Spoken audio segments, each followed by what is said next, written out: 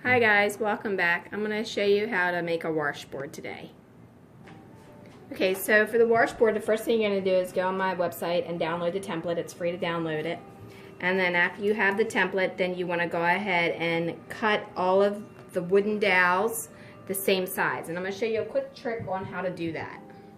Okay, so in order to cut all of them the same size, you want to take a piece of wood and clamp it onto your miter box.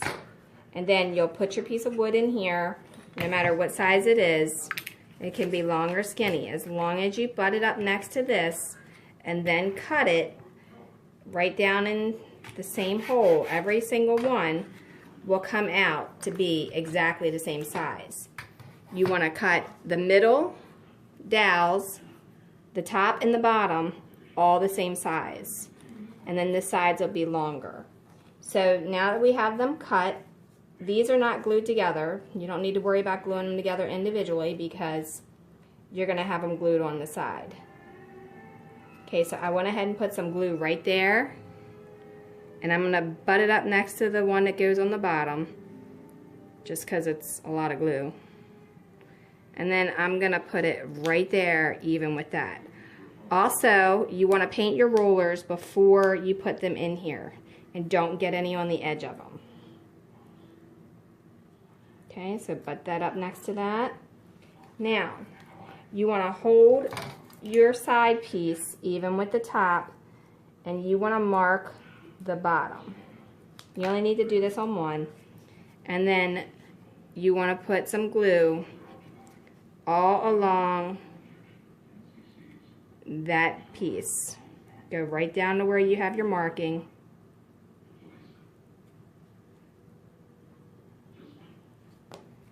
Then you want to make them even, like a book. Close them together. Let them touch. And then you want to put them even with the top and have them flat.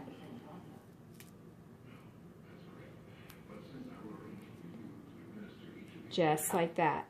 At this point, you can tape it with some masking tape until it dries, and then that's all you have to do to make a washboard.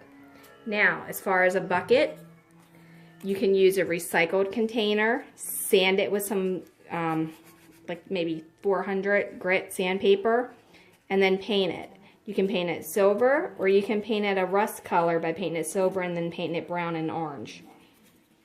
It's like a burnt orange. Sorry, it's this one and this one. Okay, so then you have your bucket.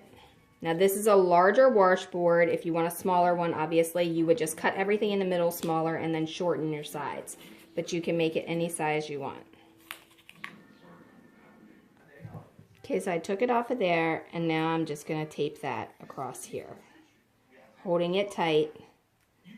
This will allow it to dry with the edges meeting.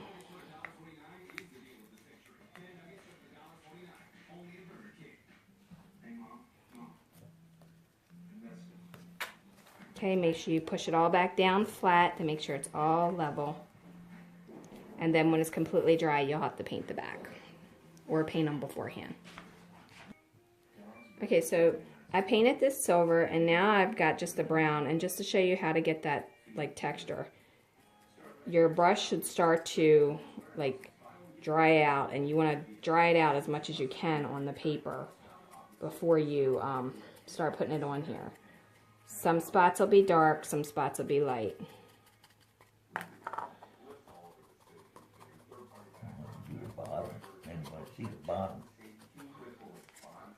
And then just kind of go all over it. Now I'm going to do a little bit of red. I'm blotting it on paper. Well, actually, it's like a burnt orange. And I'm just going back at it with that the same way.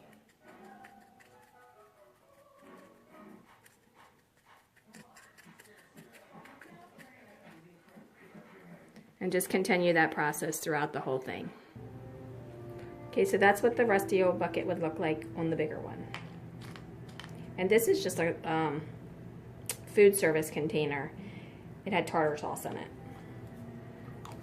So now this one is a butter container, and we went ahead and painted it to look like that and cut the lip off of it. And then we sanded it. If you're going to sand it though, you want to put some napkins inside of here to thicken it up. Stick one in there so it's raised up, but it's got something pressure underneath of there, or you can put a button in there that's the same size. And then stuff it with paper or stuff it with another napkin to force it outward so that when you're sanding it, it doesn't bend in. And then that's all you have to do that. And the inside, that still has to be painted. But basically, there's your old rusty bucket, and you can seal it up with some Mod Podge or some gloss. Okay, so here it is, completely finished. And then you can stick it in there with some clothes.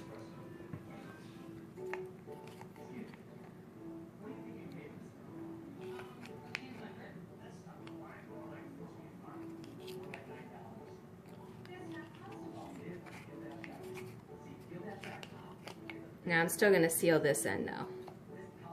I'll seal it with some Mod Podge or some clear sealer that I got at the hardware store.